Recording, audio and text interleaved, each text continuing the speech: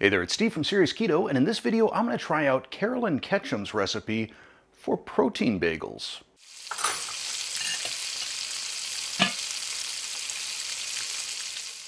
It is very rare that I do a review of somebody else's recipe. There are other channels that do a far better job than I could ever do, like Wes over at Highfalutin Low Carb, so generally I just swim in my own lane. However, several weeks ago, Carolyn Ketchum of All Day I Dream About Food and the author of The Ultimate Guide to Keto Baking asked me if I would do a review and try out some recipes of her new cookbook. It's coming out August 12th, the Protein Advantage Cookbook. There are so many recipes in here that look great, but the first one that caught my eye was the protein bagels. So that's what we're going to try out in this video.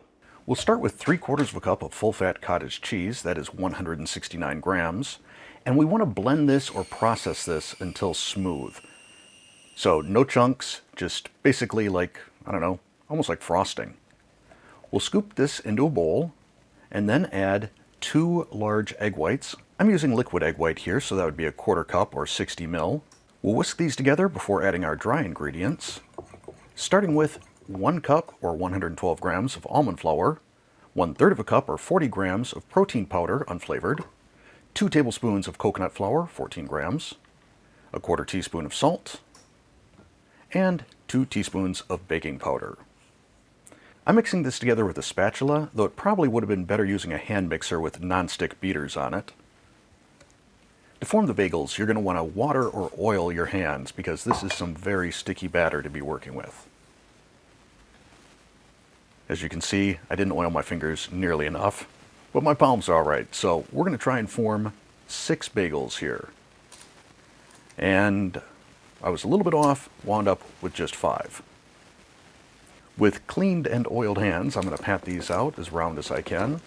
And then I'm going to use the back of one of my grandson's little spoons here to try and make some decent bagel holes before brushing them with butter. And finally sprinkling them with everything but the bagel seasoning.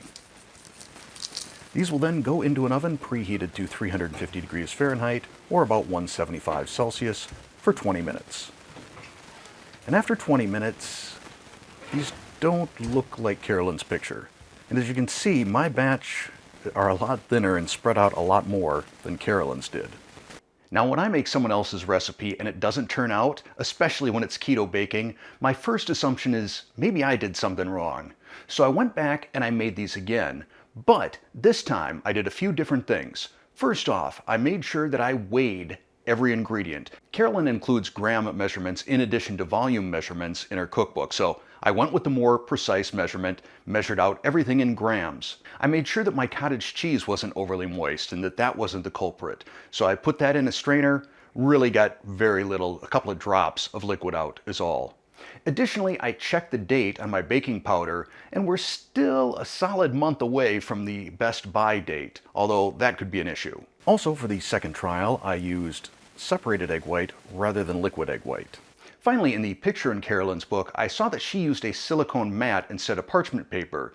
So I took that one notch further and used this portion silicone mat just to make sure that the bagels didn't spread out too far. The resulting bagels definitely looked bigger. They were thicker, though they still weren't quite as thick as the picture in Carolyn's book. So it's possible with some fresher baking powder that maybe I could get that same degree of rise. But now, let's give them a try. The taste is good. You're not going to get the texture, though, that you would get from a traditional bagel because we're not working with wheat flour and we don't have gluten to create that extra chew. I think I would compare the texture to like a dense biscuit. And if you don't care for the texture of almond flour in baked goods, you're probably not going to love these. I like them though, and now I want to see what they're like with some cream cheese. Because my bagels didn't turn out as thick as Carolyn's, I didn't try and cut this in half. I'm afraid trying to spread cold cream cheese on just half of one of these would probably bust it up. So I just put cream cheese on the whole thing. Here we go. That's pretty solid. Yeah, I like these. So for me, the ultimate determiner of whether or not a recipe is good or not is would I make it again? And I would absolutely make these again. I will get some fresher baking powder the next time, and I also think because of the time that goes into the prep in this, it wouldn't be that much more difficult to make a double batch. So I think that's probably what I'll be doing going forward and do 2 trays or a full dozen bagels. Odds are I'm going to do another one of these next week. Not the bagels, but a different recipe from the Protein Advantage cookbook. And because this is not my original recipe, it's Carolyn's, I will not have a link to my website with a printable version of this recipe. However, I will link down in the description to the pre-order page on Amazon, so you can get a copy if you'd like. As I said, it is just chock full of great looking recipes, and I'm really excited to try a bunch more. I want to thank Carolyn Ketchum once again for giving me the opportunity to try out her new cookbook before it goes public. It's good stuff.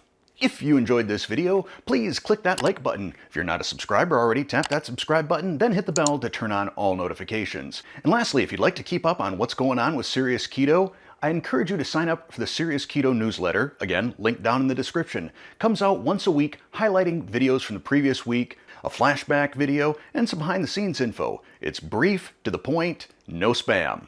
So give it a try, and thanks for watching.